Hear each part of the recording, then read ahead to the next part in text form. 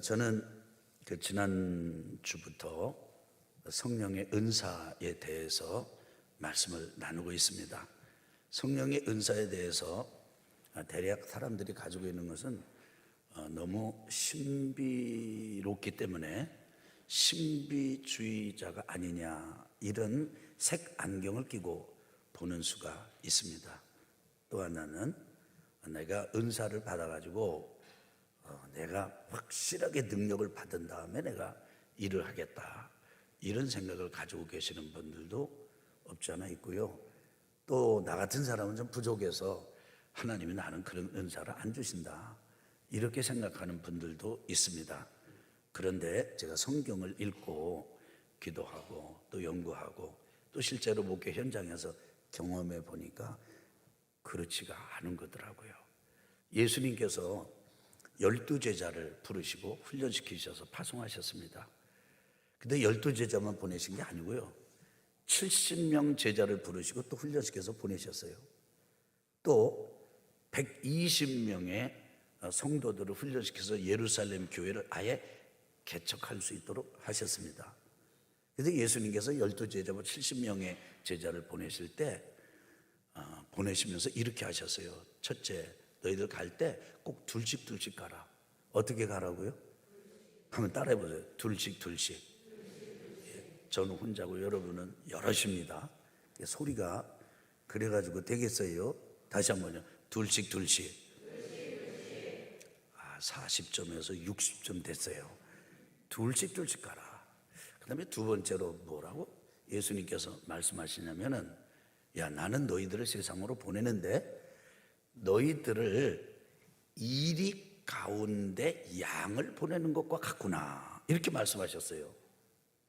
그러시면서 하시는 말씀이, 나중에 승천하시기 직전에는 이 세상 나라 관심을 두고 있는 제자들에게 때와 기한은 내가 알 바도 아니고 너희의 알 바도 아니다, 하나님 아버지께서만 아신다 말씀하시면서, 너희들이 세상에서 이 뱀과 같은 지혜와 비둘기 같은 순교를 얻어서 감당할 수 있으려면은 오직 성령이 너에게 임하셔야 된다.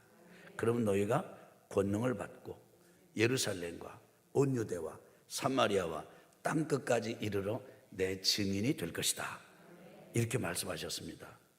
이거에 가장 전형적인 예가 되고 모범이 되는 분이 사도 바울입니다. 사도 바울은요, 아테네를 거쳐서 2차 세계 전도 여행을 나서셨는데, 아테네를 거쳐서 고린도 지역에 들어가서 하나님의 말씀을 전했습니다.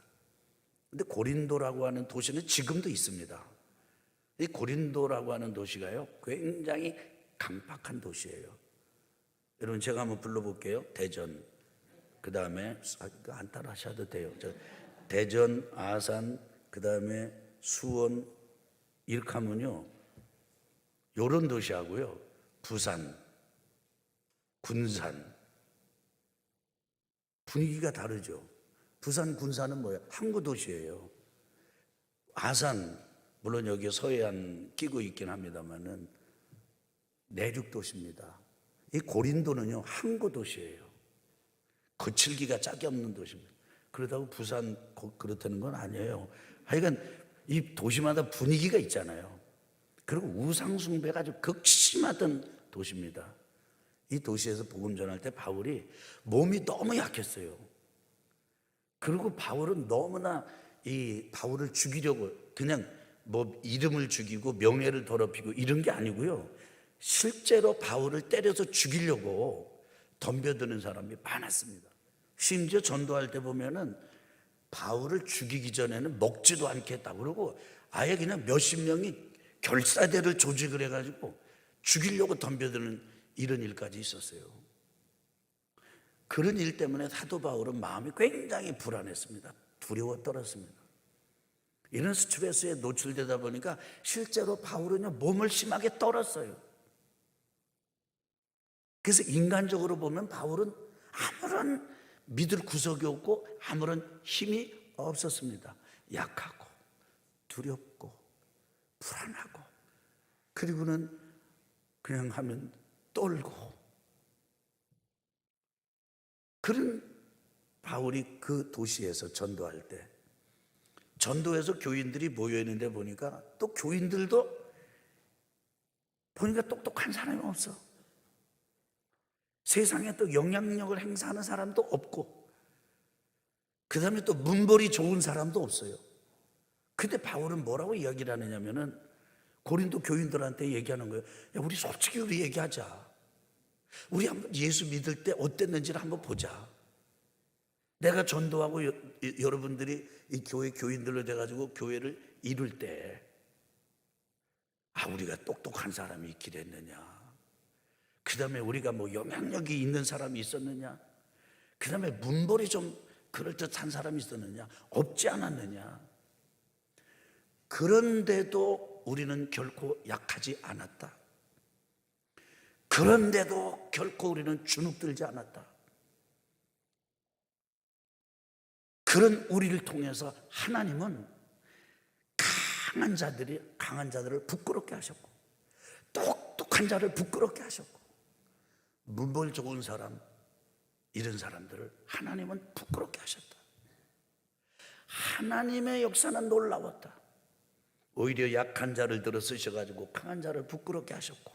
아멘 합시다. 똑똑하지 않은, 좀 약간 미인한, 세상 처세가 뛰어나지 못하고 부족하고 흠이 막는 우리를 통해서 지혜로운 자들을 부끄럽게 하셨고, 그래서 오늘 여러분의 교회가 이루어진 것이다, 이렇게 얘기를 하는 거예요. 그러면서 그렇게 된 데는 한 가지 이유밖에 없대요. 그 뭐냐면 성령께서 나를 통해서, 여러분을 통해서 나타나셨기 때문이다. 난 사실 너희들을, 당신들 형제자매들이 살고 있는, 교회를 이루고 있는 고린도에서 전도할 때 아주 유려하고 화려하고 세련된 설교를 하려고 하지 않았다. 나도 해봤다. 고린도 가기 전에 아테네에서 내가 얼마나 철학적인 설교를 했는지 여러분 혹시 아냐 말이에요. 여러분 사도행전에 보면은 바울이 아테네에서 설교한 설교 내용 전문이 나와 있어요. 와, 엄청나게 철학적이에요. 스토아 학파, 에피쿠로스 학파들하고 아주 그냥 만나가지고 이렇게 새로운 신선한 그런 설교를 아주 아주 철학적으로 얼마나 설교를 잘했나 몰라요. 근데 거기서 실패했어요. 거기서 실패하고 고린도 가서 전도한 거거든요. 거기서 배워가지고 바울이, 야, 이건 아니구나. 인간적으로 뭐 말 잘하고 지혜롭고 듣기 좋게 세련되게 뭐 이게 가지고 되는 게 아니로구나. 내가 믿을 분은 하나님 한 분이로구나. 내가 의지할 분은 성령님 한 분이시로구나. 성령님 저를 써주십시오. 그래가지고 성령께서 바울을 통해서 나타나시고. 아멘 합시다. 성령께서 성도들을 통해서 나타나셔가지고 오늘날 여러분의 교회가 이루어지지 않았냐. 그런데 성령의 나타남이 이렇게 중요한데 안타깝다. 그건 뭐냐면 너희들이 이 성령의 은사를 잘 몰라. 그래서 여러분 고린도전서 12장 1절에 보면 나는 너희가 영적인 것을, 신령한 것을 알지 못하기를 원치 아니한다. 듣다 보면요, 무슨 말씀이지, 무슨 뜻이지, 원한다는 건가, 원치 않는다는 건가, 둘 다 아니고요. 바울은 고린도 교인들 보고 성령의 은사, 영적인 세계를 알아야 되겠다, 강조를 한 것입니다. 여러분, 사도 바울은 고린도 교인들이 은사를 안 받는다든지 못 받는다든지 은사가 부족하다든지 이걸로 걱정하지는 않았어요. 바울이 걱정한 건 따로 있습니다. 모르는 거예요.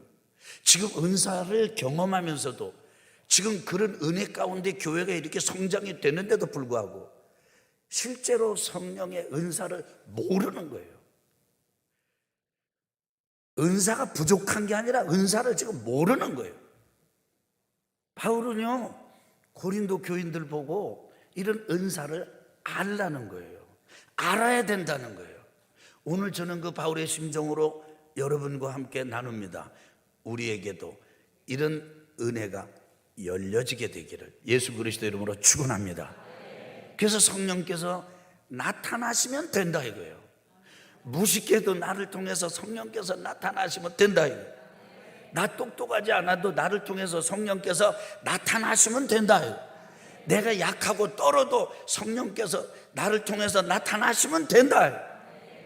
우리 아멘 합시다. 아멘. 그래서 이렇게 성령께서 나타나실 때, 우리를 통해서 나타나실 때 우리에게 성령께서 주시는 선물이 있는데, 첫 번째가 뭐냐면 그 사람이 말한 것도 아니고요, 내가 연구한 것도 아니에요, 누가 알려준 것도 아니에요. 그런데 그 사람에 대해서 혹은 그 사안에 대해서 혹은 상황에 대해서 초이성적으로 초자연적으로 알게 되는 거예요.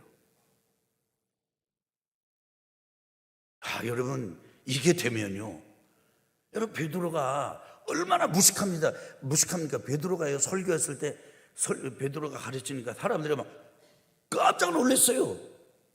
아니, 어떻게 된 거예요? 저 베드로 어부 아니야? 어부. 그 얼굴 그냥 새카맣게 타고 그냥 이 그물이나 깊고 뭐 고기나 잡던 사람. 근데 어떻게 저 사람이 저렇게 잘 가르치는 거야, 천국의 진리를? 사람들이 그냥 깜짝 놀랐어요. 성령께서 베드로를 통해서 나타나시니까.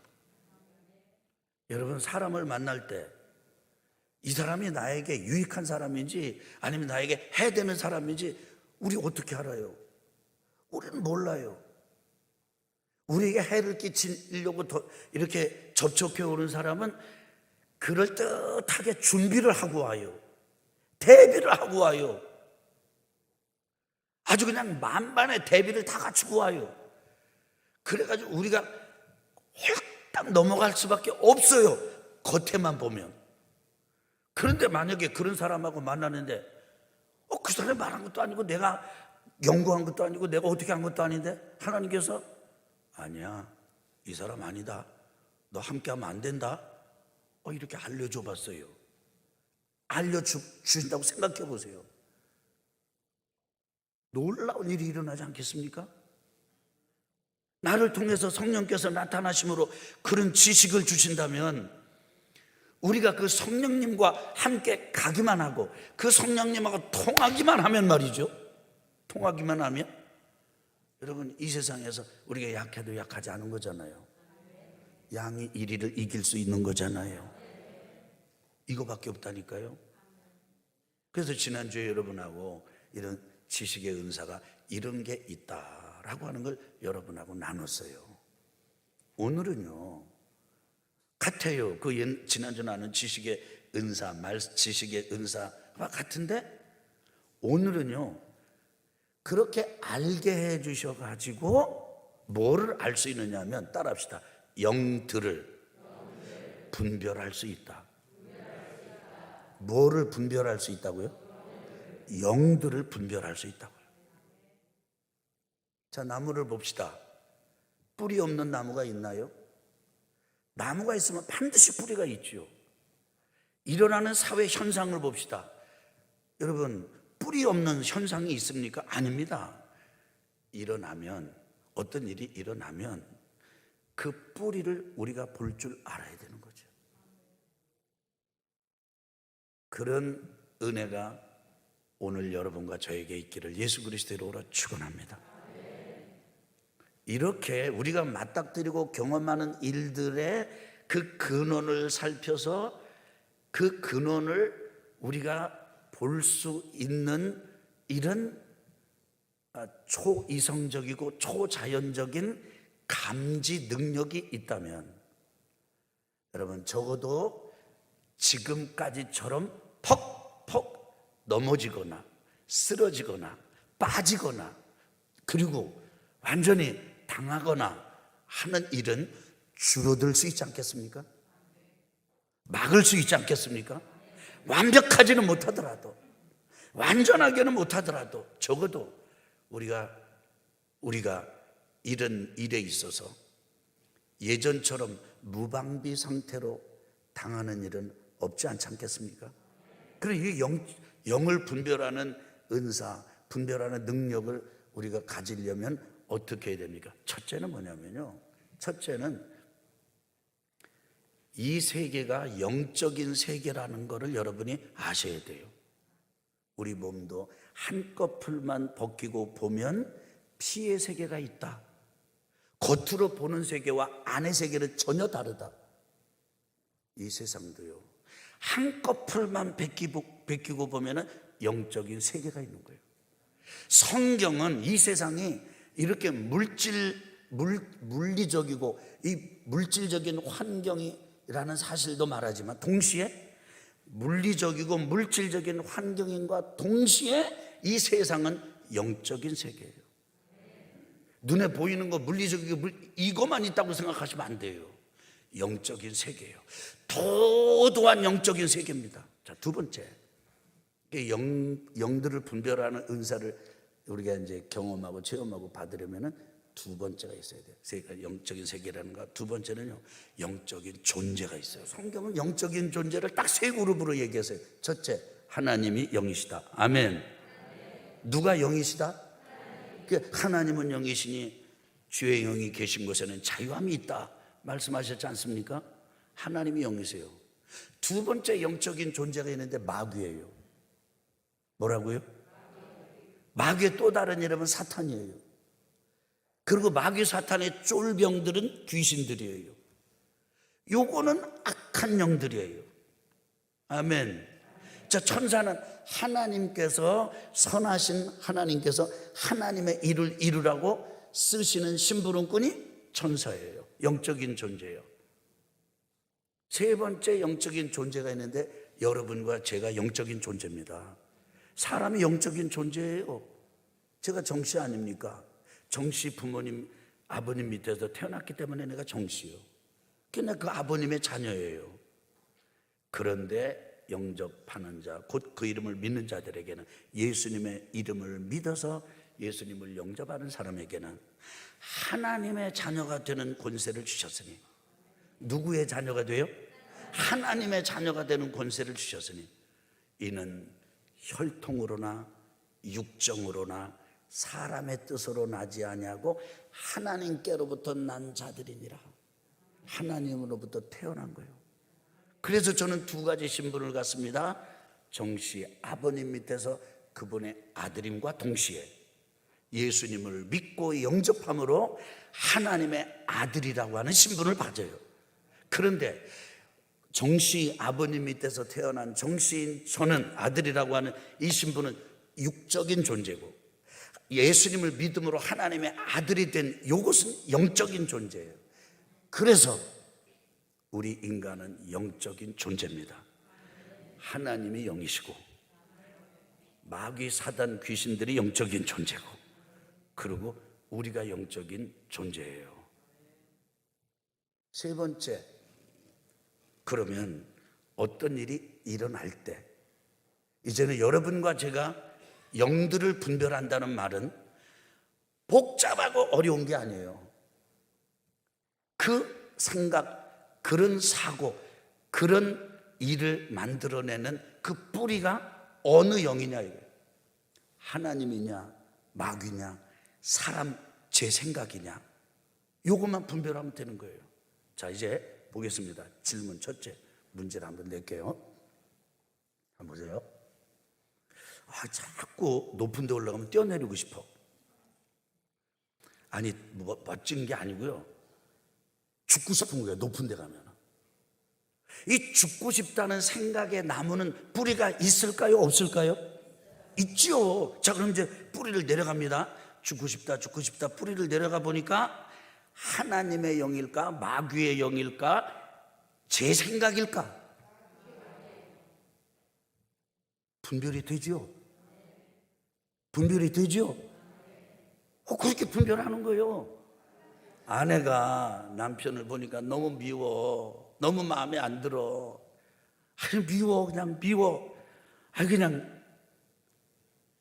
자, 그럼 밉다는 생각의 나무, 뿌리가 있을까요? 없을까요? 자, 이제 내려갑니다. 뿌리를 내려가 보니까 칡뿌리를 캐듯이 생각에 통찰을 하고 생각을 하고 쭉 내려가 보니까 하나님의 영일까 마귀의 영일까? 어떻게 그걸 다 아셔? 형제님들이 이제 다 결혼했거든요. 애들 다 뒀거든요. 사회생활도 잘하고 그러는데 보니까 갑자기 자기 아내가 아닌 다른 여인이 자꾸 마음에 들어와. 이거 원래 수준이 없는 질문이라고 그랬어요.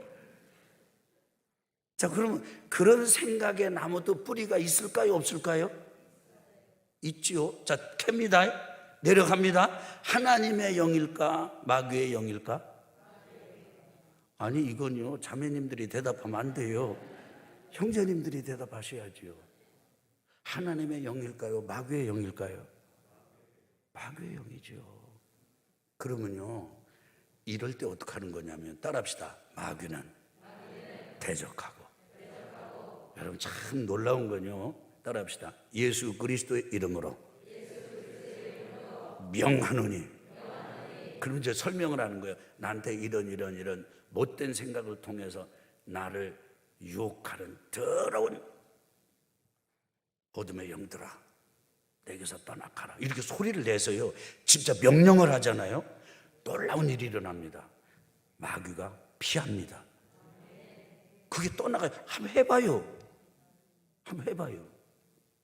아니, 그 시간에 막 지금 뚜껑이 열렸어. 아니, 뚜껑이 뭐 여기만 열리는 게 아니라 여기도 다 열리잖아요. 열렸어. 그때 따라합시다. 항상 영들을 분별하십시오. 뭐를 분별하라고요? 드러난 거 뭐 거기에 막 바람 부는 대로 휩쓸려 가는 게 아니라 그냥 분별하는 거예요. 분별해 보니까 이건 하나님 주시는 마음이 아니야. 내가 하나님의 뜻을 따르는 마음도 아니야.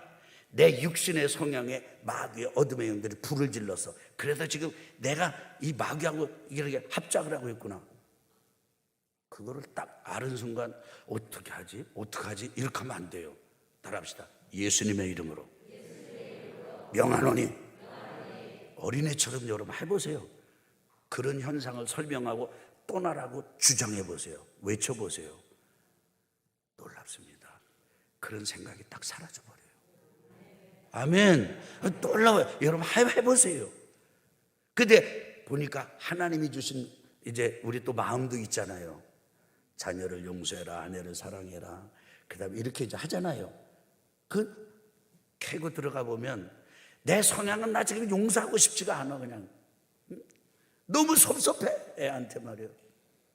그런데 아니다. 내가 감싸줘라, 내가 사랑해라, 내가 돌봐줘라.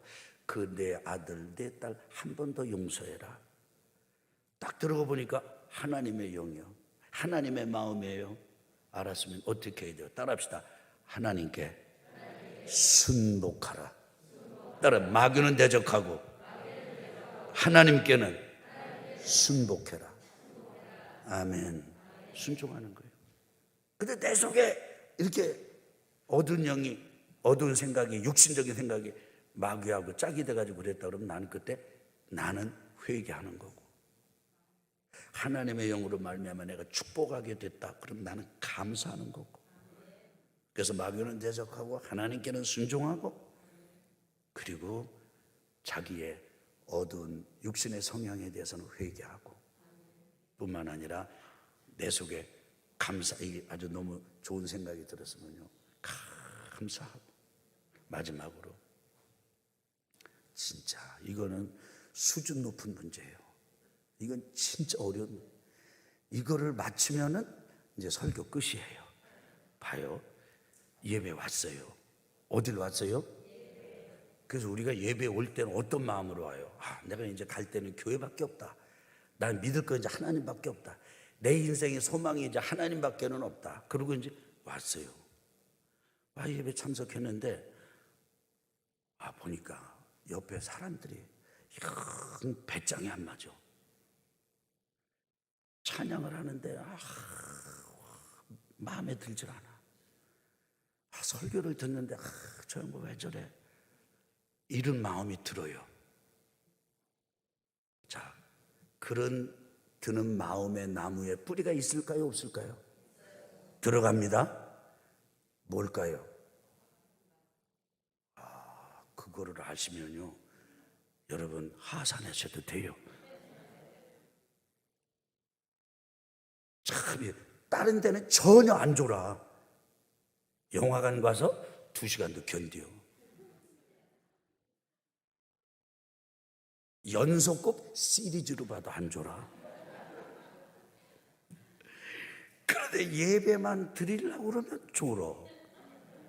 그러면 이것도, 이런 졸음에 나무도 뿌리가 있을까요, 없을까요? 아니, 목사님 그 질문은 하지 마세요. 아니요, 그것도 있어요. 들어가 보면 뿌리가 있어. 그러니까 대적해야 돼요. 승리하시기 바랍니다.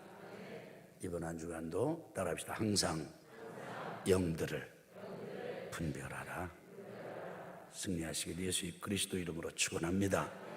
오늘 말씀 생각하면서요, 우리 응답 찬송 같이 한번 부릅시다. 이 응답 찬송이 보통 은혜스러운 찬양이 아니에요. 이곳에 생명샘 솟아나 눈물 골짝 지나갈 때, 지금 우리가 눈물 골짜기를 지나가는 것 같아.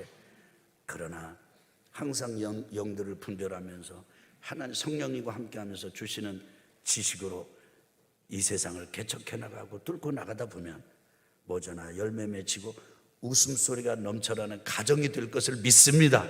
인생이 될 것을 믿습니다.